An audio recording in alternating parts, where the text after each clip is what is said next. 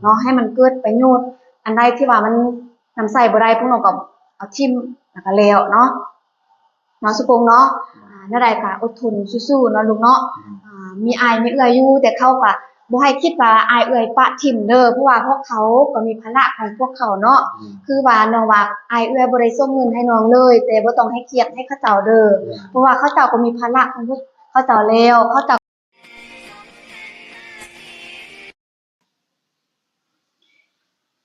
กราบทักทายสบายดีและสวัสดีพ่อแม่พี่น้องเบิดทุกคนเนาะยินดีต้อนรับเข้าสู่ช่องของครัวระดาเช่นเก่าเช่นเคยเนาะพอครูออกหลังจากเลิกเรียนเดี๋ยวนี้ก็ค่ำแล้วแต่ยังบ่ได้กลับหอพักเทื่ออยู่ออฟฟิศยังอยู่ห้องการว่าสิเอาเงินให้นักเรียนเนาะเพราะว่ามีพระอาจารย์ทางฝั่งไทยเพิ่นมอบเงินให้ครูออเนาะเป็นทุนการศึกษาให้น้องนักเรียนซึ่งที่ครูออได้ถ่ายคลิปไปก่อนหน้านี้นะเนาะแล้วก็พระอาจารย์เพิ่นอยากช่วยให้ทุนการศึกษาว่าซั่นตามกำลังครูออก็เลย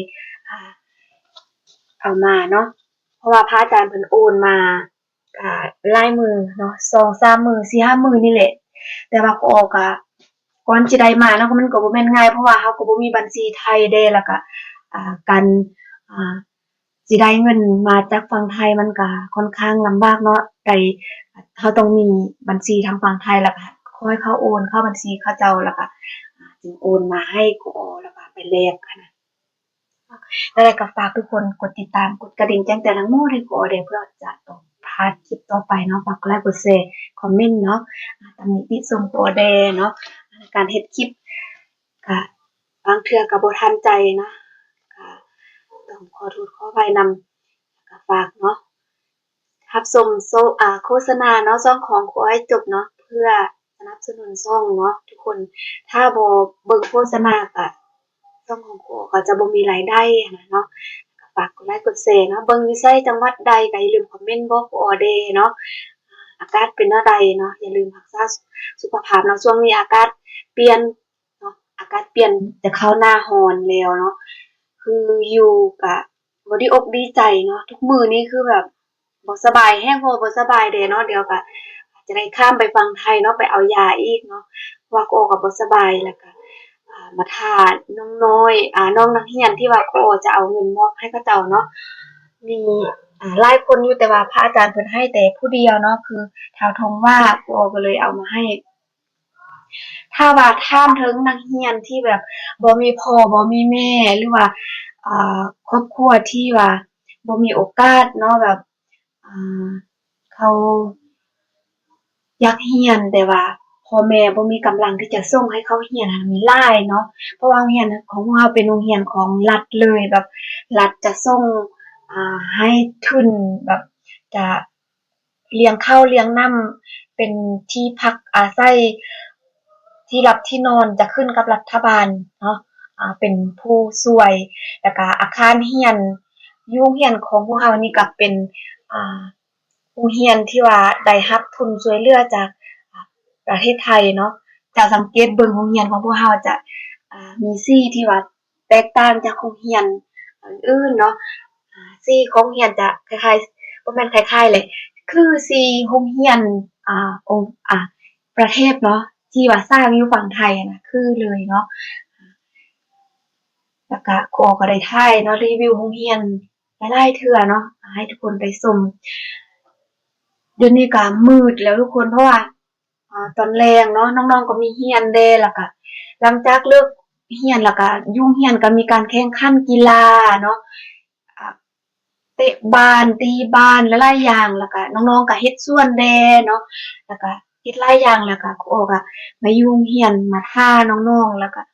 ท่าน้องๆกินข้าวกินน้ำหยังแล้วเขาเจ้ามักมาเรียนหนังสือเนาะมักมาเรียนหนังสืออยู่โรงเรียนเดี๋ยวครูออจะไปเบิ่งว่าครูออก็ได้บอกเขาเจ้าแล้วว่ามื้อนี้ครูออจะเอาเงินมอบให้ท้าวทุ่งว่าเนาะให้ท้าวทุ่งว่ามาเอานำครูอออยู่ห้องการนี่แต่ว่าบ่ทันเห็นเรามาเทื่อแต่ว่าเดี๋ยวครูออจะลองไปเบิ่งอยู่ห้องการเพราะว่านักเรียนของครูออส่วนหลายขี้อายเนาะบ่กล้าเว้านักเรียนก็เป็นนักเรียนที่ว่ามาจากเขตห่างไกลซอกลีกเด้มาจาก เขตชนบทหรือว่ามาจากต่างเมืองที่ว่าเขาเอิ้นว่าเด็กด้อยโอกาสเนาะด้อยโอกาสด้อยการเรียนบางคนก็บ่มีพ่อบ่มีแม่เนาะพ่อแม่เสียหรือว่าบางคนก็พ่อแม่อ่าห่างปะห่างกันแล้วก็ลูกก็อยู่นำพ่อเฒ่าแม่เฒ่าจังซี้นะคือในเขตของท้าวทงว่านี่คือลาวอยู่นำยายเนาะบ่แม่นยายเด้ย่าเนาะคือแม่ของพ่อซึ่งพ่อนี่ได้เสียชีวิตเนาะได้เสียแล้วเสียตั้งแต่ทงว่ายังน้อยเนาะทุกคนแล้วก็อ่าตอนที่ขอถ่ายคลิปเนาะถ้าทงว่ามือที่ว่าขอถ่ายจะมีเท้าตาเฮ้อแล้วก็มีน้องผู้หนึงที่ว่าอยู่ห้องม.1เนาะแต่ว่าพระอาจารย์เพิ่นให้ตามกำลังที่พระอาจารย์เพิ่นให้ได้เนาะเพิ่นว่าจะช่วยเท้าทงว่าก่อนแล้วก็ส่วนเด็กผู้อื่นเนาะก็ค่อยเบิ่งกันไปถ้าว่าช่วยได้อันใดก็จะช่วยนะก็ดีใจเนาะที่ได้เป็นสะพานบุญทุกๆครั้งที่ได้เป็นสะพานบุญก็ดีใจเนาะเดี๋ยวก็จะพาทุกคนเนาะไปซอกหาทางทงว่าอยู่โรงเรียนนี้เราจะมาทุกๆแรงทุกๆค่ำแบบนี้เราจะมาอยู่ห้องเรียนเนาะเราจะเรียนหนังสือนำหมู่เราอะนะเดี๋ยวเราจะไปเบิ่งว่าเรามาบ่ถ้าบ่มาแล้วก็จะไปเอิ้นเราแล้วก็สิมอบเงินให้เนาะถ้าทงว่าไปนำกันเลยเนาะไปเบิ่งนำกันมืดแล้วทุกคนครัวยังบ่ได้กินข้าวหิวข้าวสุดๆเลยถ้าน้องเข้ามานี่อันนี้ก็แผงแสงโซลาร์เซลล์ที่ว่าผู้ใหญ่ใจบุญทางฝั่งไทยเพิ่นมอบให้แต่ว่ามันบ่ฮอดพี่เนาะแล้วก็โรงเรียนเฮาก็ไฟก็รุนแรงแล้วก็อุ๊ยมืดแบบมันไฟก็บ่มีดอกไฟก็ขาดไฟก็ขาดตลอดปกติเขามักมาอยู่ห้องนี้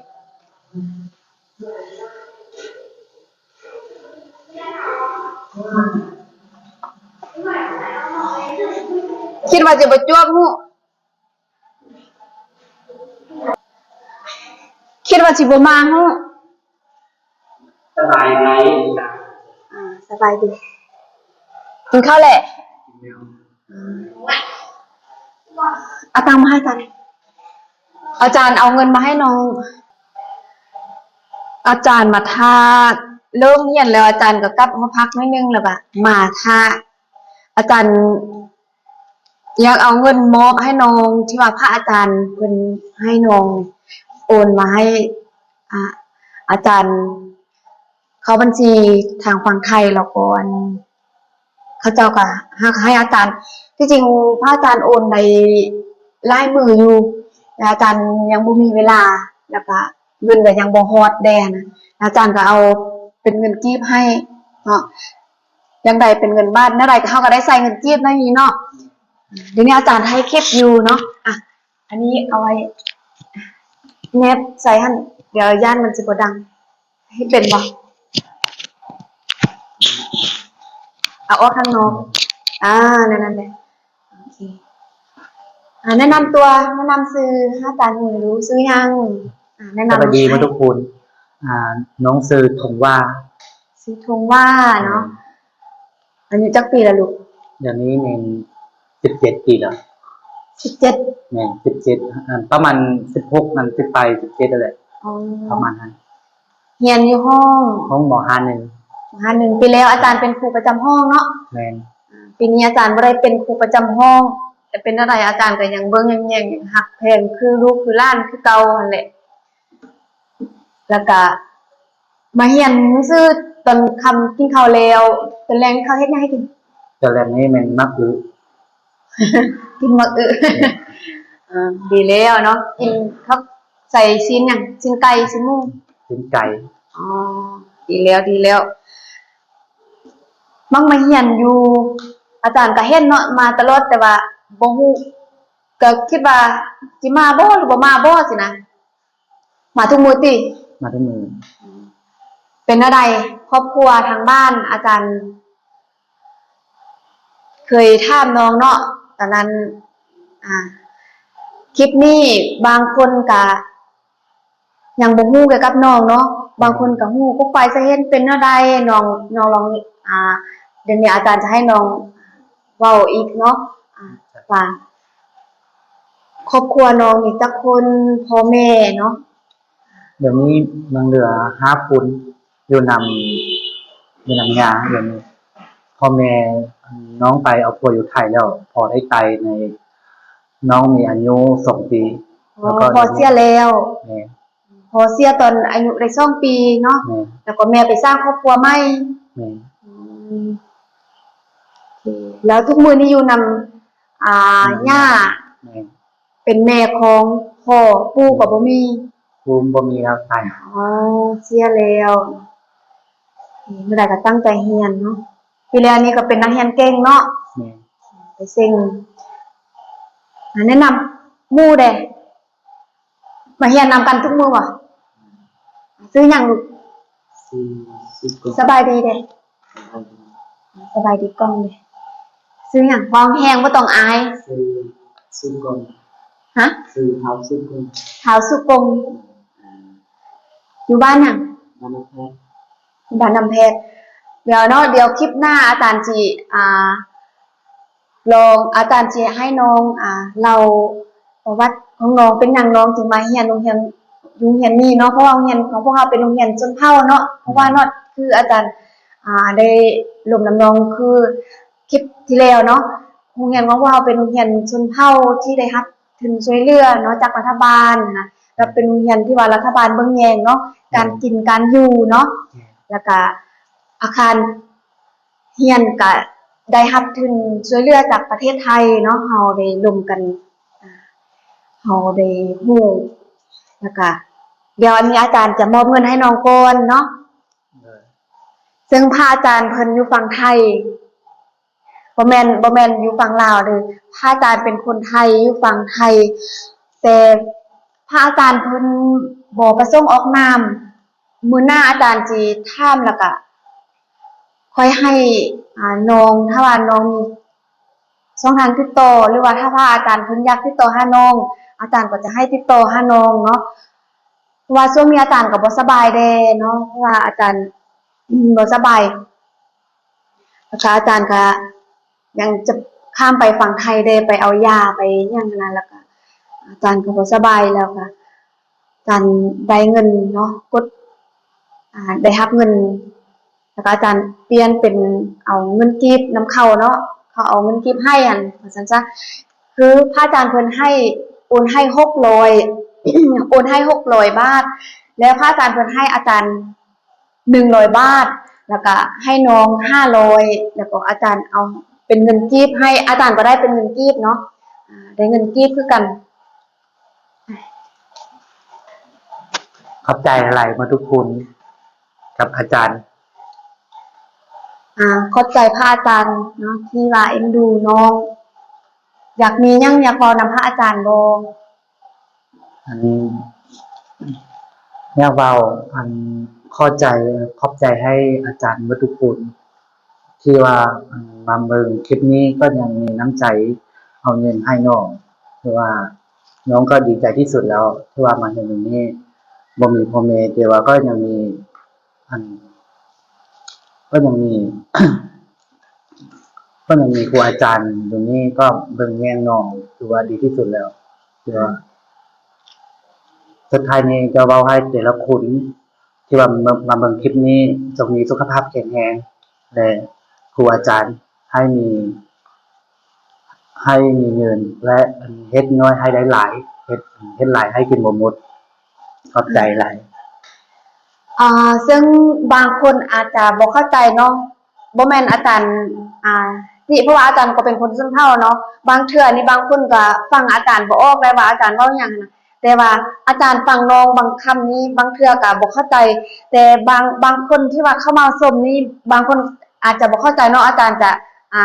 เขาเว้าแทนน้องนิดนึงเนาะเพราะว่าน้องเป็นคนชนเผ่ามงเป็นคนชนเผ่ามงบางคนก็เว้าก็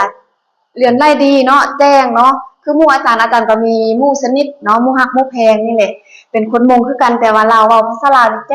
จ้งกว่าอาจารย์อีกได้แล้วก็คือน้องอยากบอกว่า ขอบคุณเนาะขอบคุณพระอาจารย์ที่ให้ขอบคุณพระอาจารย์ที่เอ็นดูน้องที่ช่วยเหลือน้องซึ่งน้องเองก็เป็นลูกกำพร้าบ่มีพ่อบ่มีแม่ มีแม่อยู่แต่ว่าแม่จะช่วยเหลือน้องบ่ได้เพราะว่าแม่ก็ไปสร้างครอบครัวใหม่เนาะแล้วก็มีภาระของตนเองเนาะแล้วก็ทีนี้หันทุกมื้อนี้ก็อยู่นำย่าเนาะแล้วก็น้องรู้สึกดีใจซาบซึ้งใจแม่นบ่สิ่งที่อาจารย์เห็นสิ่งที่ว่าน้องอยากเว้าหั่นน่ะในใจของน้องหั่นน่ะมีหลายแต่ว่าน้องบ่สามารถที่แบบเว้าออกมาได้แม่นบ่ถ้าว่าเว้าเป็นภาษาลาวเนาะน้องอยากเว้าหลายกว่านี้ถ้าน้องเว้าได้แม่นบ่แต่ว่าน้องเว้าบ่ค่อยเลื่อนไหลเนาะแบบยังการเว้าการว่ายังบ่ได้เนาะถ้าจะเว้าคืออยากเว้าในสิ่งที่ตัวเองอยากเว้าแต่บางเทื่อก็เว้าอาจจะบ่ถูกเนาะคือน้องบอกว่าหมดทุกคนมันบ่แม่นเนาะแบบคือพระอาจารย์เนาะอยากขอบคุณเนาะถ้าว่าภาษาลาวก็ขอบใจถ้าว่าภาษาไทยก็ขอบคุณ